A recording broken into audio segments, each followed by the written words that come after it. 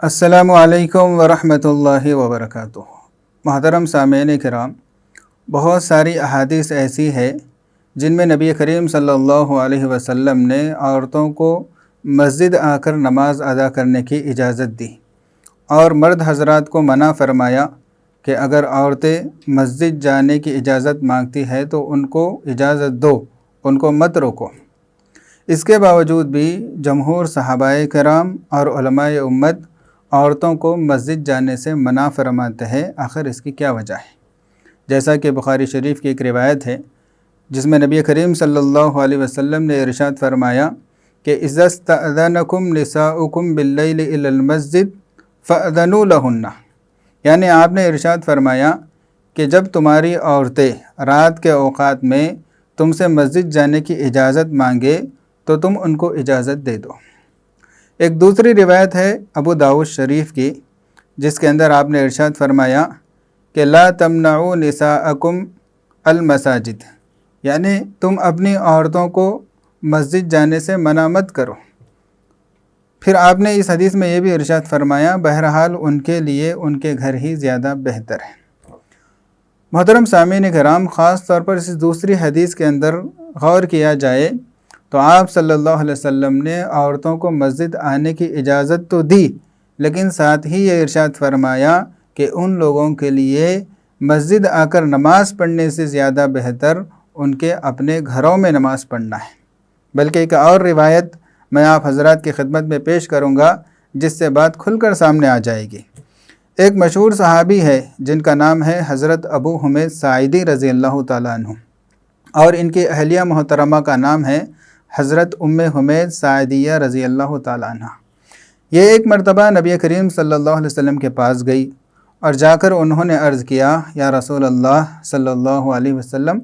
میں مسجد نبوی آ کر آپ کی اقتداء میں آپ کے پیچھے نماز پڑھنا چاہتی ہوں۔ تو آپ صلی اللہ علیہ وسلم نے ارشاد فرمایا کہ ہاں، میں جانتا ہوں کہ تمہارا یہ شوق ہے کہ تم یہاں مسجد نبوی آ کر میرے پیچھے نماز پڑھنا چاہتی ہو، یہ اس بات کی علامت ہے کہ تم اللہ کے رسول سے محبت کرتی ہو، تمہارا یہ جذبہ غلط نہیں ہے، لیکن شریعت کا حکم بہرحال یہی ہے کہ دیکھو تمہاری وہ نماز جو تم اپنے گھر کے اندرونی حصے میں پڑھتی ہو وہ نماز زیادہ بہتر ہے تمہاری اس نماز سے جس نماز کو تم اپنے گھر کے بیرونی حصے میں، یعنی جو دالان ہوتا ہے جس کو حیدرآبادی زبان میں دیلان کہتے ہیں، تو گھر کے اندر پڑھی ہوئی نماز یہ زیادہ بہتر ہے اس نماز سے جو گھر کے دیلان میں پڑھی جائے، اور گھر کے دیلان میں جو نماز تم پڑھو وہ نماز زیادہ بہتر ہے تمہاری اس نماز سے جس نماز کو تم اور تھوڑا باہر آ کر یعنی گھر کے صحن میں ادا کرو، اور تمہارے گھر میں گھر کے صحن کی ادا کی ہوئی نماز یہ زیادہ بہتر ہے تمہاری اس نماز سے جو نماز تم اپنے محلے کی قریبی مسجد میں ادا کرو، اور اپنے محلے کی قریبی مسجد میں ادا کی ہوئی تمہاری نماز یہ زیادہ بہتر ہے اس نماز سے جو تم یہاں مسجد نبوی آ کر میری اقتداء میں پڑھو۔ اللہ اکبر۔ اس حدیث کے اندر غور کریں گے تو دیکھیں یہاں پر نبی کریم صلی اللہ علیہ وسلم نے مسجد نبوی میں آ کر نبی کریم صلی اللہ علیہ وسلم کی اقتداء میں پڑھی جانے والی نماز کے مقابلے میں عورت کی وہ نماز جو اس نے اپنے گھر کے اندرونی حصے میں ادا کی ہو گویا کہ 4 گنا زیادہ بہتر فرمایا، اور یہ بہتری دونوں اعتبار سے ہے، یعنی اجر و ثواب کے اعتبار سے بھی ہے اور دیگر خرابیوں سے بچنے کے اعتبار سے، ہر اعتبار سے عورت جس قدر گھر کے اندر ہوتی ہے اتنی وہ محفوظ ہوتی ہے۔ اسی لیے حکم دیا گیا کہ وقرن فی بیوتکن، کہ تم اپنے گھروں میں چمٹے رہو، بلا ضرورت تم اپنے گھروں سے باہر مت نکلو۔ تو دراصل سامعین کرام،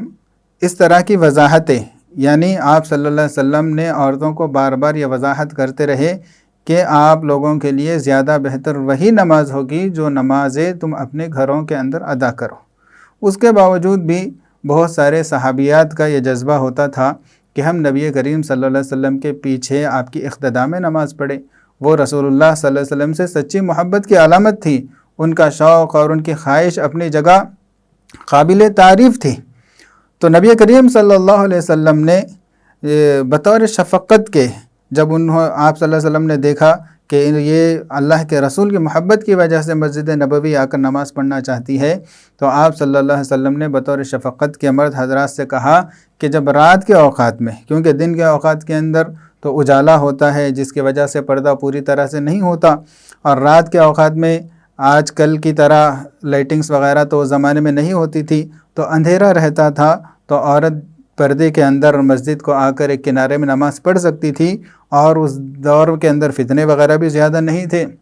اور اللہ کے نبی ان کے درمیان موجود تھے، تقوی طہارت والا وہ زمانہ تھا۔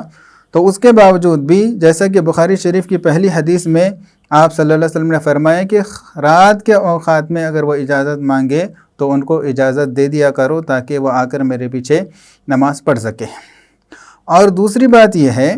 کہ آپ صلی اللہ علیہ وسلم کا یہ جو حکم تھا، یہ حکم بھی ترغیبی تھا۔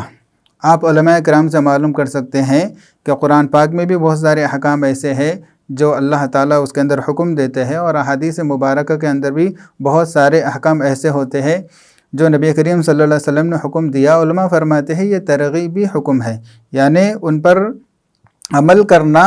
یہ بہتر ہے یا مباح ہوتا ہے، بس ایک ترغیب ہوتی ہے۔ اسی وجہ سے بہت سارے صحابہ اکرام اس کے باوجود بھی نبی کریم صلی اللہ علیہ وسلم کے زمانے میں خود اپنی بیویوں کو روکا کرتے تھے۔ ایک صحابی تھے جو اپنی بیوی کو مسجد جانے سے منع کرتے تھے، لیکن وہ ضد کرتی تھی، اور آپ صلی اللہ علیہ وسلم کے پیچھے نماز پڑھنے کے شوق میں جو ہے نا مسجد جاتی تھی، مسجد نبوی میں نماز ادا کرتی تھی۔ تو ایک مرتبہ انہوں نے یہ کیا کہ کہیں گلی میں وہ چھپ گئے ایک کمبل وغیرہ اوڑھ کر، اور جیسے ہی ان کی بیوی مسجد کی طرف جا رہی تھی تو ان کے پیچھے آواز کرتے ہوئے اور کمبل ڈھانپ کر ایسا بھاگے جیسا کوئی ڈاکو یا چور حملہ کرنے کے لیے آتا ہے۔ تو عورت ڈر گئی اور ڈر کر جو ہے نا اپنے گھر میں بھاگ گئی، اور جب شوہر ان کے آئے، کیونکہ عورت کو معلوم نہیں تھا کہ ان کے شوہر نے خود جو ہے نا ان کو اس طرح ڈرایا، تو شوہر کے آنے کے بعد انہوں نے کہا کہ واقعتاً زمانہ بہت خراب ہو گیا ہے، میں مسجد جا رہی تھی، اس طرح کا واقعہ پیش آیا، لہٰذا آج سے جو ہے نا میں گھر میں ہی نماز پڑھوں گی، مسجد نہیں جاؤں گی۔ بہرکیف صحابہ کرام روکتے تھے۔ تو یہ تو اس دور کی بات ہے جب کہ نبی کریم صلی اللہ علیہ وسلم موجود تھے، اور خیر القرون کا دور ہے، تقوی طہارت کا دور ہے۔ لیکن آپ صلی اللہ علیہ وسلم کے اس دنیا سے وفات پانے کے بعد ابھی صحابہ کرام کا ہی دور ہے، ایک 5-10 سال بھی نہیں گزرے، اس وقت حضرت عائشہ رضی اللہ تعالیٰ عنہ نے یہ کہا، جیسا کہ حدیث پاک میں آتا ہے، حضرت عائشہ نے یہ کہا کہ اگر نبی کریم صلی اللہ علیہ وسلم اس زمانے میں موجود ہوتے اور عورتوں کی وہ حالت دیکھ لیتے جو اب ان کی بن گئی ہے، آپ صلی اللہ علیہ وسلم کی حیات میں عورتوں کی جو حالت اور کیفیت تھی، ان کے تقوی طہارت کی جو سطح تھی، اس کے اندر جو کمی آ گئی ہے، وہ حالت اگر آپ صلی اللہ علیہ وسلم آج کے دن دیکھ لیتے تو ضرور آپ صلی اللہ علیہ وسلم بڑی سختی کے ساتھ عورتوں کو مسجد آنے سے منع کر دیتے تھے۔ بلکہ بہت سارے صحابہ، بلکہ جمہور صحابہ اکرام کی اسی زمانے میں یہ رائے بن گئی تھی کہ اب جو ہے نا دور بہت بدل گیا ہے، زمانہ بدل گیا ہے، عورتوں کے اندر جو ہے نا تقوی کی جو سطح آپ صلی اللہ علیہ وسلم کے زمانے میں تھی وہ کم ہو گئی ہے، لہٰذا عورتوں کا گھروں سے نکلنا بہتر نہیں ہے، اس لیے عورتوں کو مسجد آنے کی بالکل اجازت نہیں دینا چاہیے۔ تو سامعین کرام، یہاں پر ہم غور کریں کہ یہ کس دور کی بات ہے؟ یہ تو خیر القرون کے دور کی ہی بات ہے، صحابہ کرام کے دور کی بات ہے۔ صرف نبی کریم صلی اللہ علیہ وسلم کے دنیا سے جا کر گویا کہ صرف 1-2 سال یا 3-4 سال ہوئے تھے، اس وقت حضرات صحابہ کرام کی رائے تھی۔ تو پھر اس دور کے اندر جبکہ ہر طرف فتنے ہی فتنے ہیں، اور لوگوں کے اندر سے، مسلمانوں میں سے تقوی طہارت کی جو صفت ہے وہ دور دور تک نظر نہیں آتی، اور کس قدر پرفتن دور ہے، بلکہ یہ صرف 20-25 سال کے دور کے اندر کس قدر بے حیائی عام ہو گئی ہے، اور کس قدر فتنے جو ہے نا سر اٹھائے ہے، وہ ساری باتیں ہم جانتے ہیں۔ تو ایسے حالات میں عورتوں کے لیے نماز پڑھنے کے بہانے سے گھروں سے نکلنا اور مسجدوں کو جانا، اس زمانے سے اگر کمپیئر کر کے ہم دیکھا جائے تو کس قدر سخت ممنوع ہوگا، اس کا ہم اندازہ لگا سکتے ہیں۔ اللہ تعالیٰ سے دعا ہے کہ اللہ تعالیٰ ہم تمام کو تفقہ فی الدین نصیب فرمائے، یعنی دین کی باریکیوں کو سمجھنے کی توفیق عطا فرمائے، اور اس کے مطابق عمل کرنے کی اللہ تعالیٰ توفیق عطا فرمائے۔ السلام علیکم ورحمۃ اللہ وبرکاتہ۔